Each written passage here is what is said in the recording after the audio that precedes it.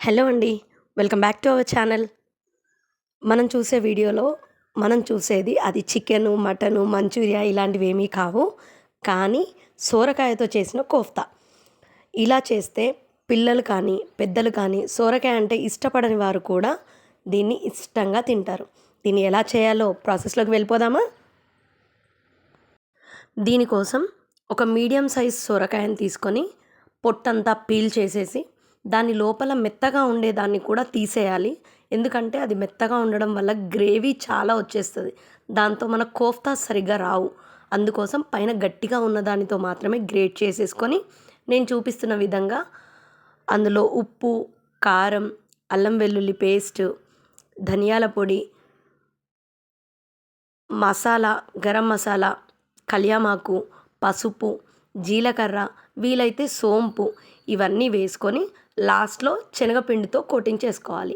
అన్నీ మన Manchurian balls సైజులో రౌండ్గా చేసేసి పెట్టుకుంటే మనం ఈజీగా డీప్ ఫ్రై చేసుకోవచ్చు. నేను చూపిస్తున్న కన్సిస్టెన్సీ వరకు మీరు పిండి మోతాదుగా కలుపుకుంటే సరిపోతుంది.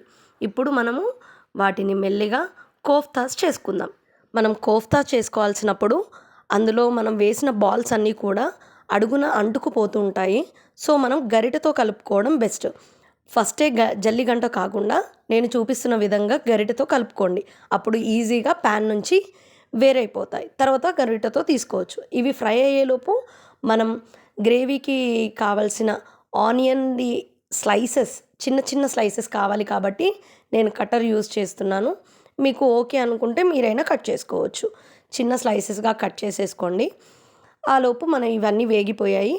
తీసేసుకొని మిగతా పిండి అంతా కూడా మనం బాల్స్ లాగా చేసేసుకోవాలి. అలా చేసుకునే టైంలోనే చాలా టేస్టీ స్మెల్ వస్తుంది.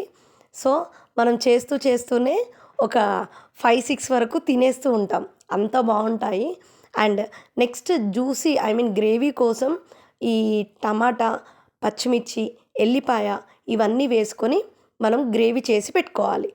తర్వాత బాల్స్ అన్నీ కంప్లీట్ అయిపోయినాక ఆయిల్లో మనం గరం మసాలాకి సంబంధించిన దినుసులన్నీ వేసుకొని దాల్చిన చెక్క, సాజీరా, యాలకులు ఇవన్నీ వేసేసుకొని బిర్యానీ ఆకు కూడా వేసి ఆనియన్స్ మనం సన్నగా చాప్ చేసుకున్నాం కదా, వాటన్నిటినీ వేసి మంచిగా కొంచెం గోల్డెన్ కలర్ వచ్చేంత వరకు ఫ్రై చేసుకోవాలి. అలా ఫ్రై చేసుకున్నాక ఓకే మాకు ఇంకా బ్రౌన్ అవసరం లేదు అనుకుంటే ఆ టైంలోనే మనకి కర్రీకి కావాల్సినంత సాల్ట్, కారము, ధనియాల పొడి, గరం మసాలా ఇవన్నీ యాడ్ చేసేసుకోవాలి. నెక్స్ట్ మనం టమాటా క్యూరీ చేసుకున్నాం కదా, ఆ టమాటా క్యూరీ కూడా అందులోనే వేసుకోవాలి. స్పెషల్ ఇంగ్రీడియంట్స్ అండి ఇవి. కాజు, గుమ్మడికాయ గింజలు, నువ్వులు వీటన్నిటిని మంచిగా పేస్ట్ చేసుకోవాలి. ఇవన్నీ మనం సరిగ్గా పేస్ట్ చేసుకొని అవి నలగకుండా ఉంటాయి. అవి నలిగే టైంలో కొంచెం పెరుగు కూడా యాడ్ చేసుకొని మనం మిక్సీలో తిప్పేసుకుంటే మంచిగా పేస్ట్ వస్తుంది. ఆ పేస్ట్ని కడాయిలో వేసేసుకొని అది కొంచెం ఆయిల్ బయటికి వచ్చినాక కొన్ని వాటర్ పోసేసుకొని నేను చూపిస్తున్న విధంగా కలిపేసుకుంటే 2 సార్లు మూత పెట్టుకొని కొంచెం లో ఫ్లేమ్లో మంట పెట్టి మనం చేసుకుంటే మనం కన్సిస్టెన్సీ కూడా కూర దగ్గరికి వస్తుంది. లేదంటే వాటరీగా ఉంటుంది.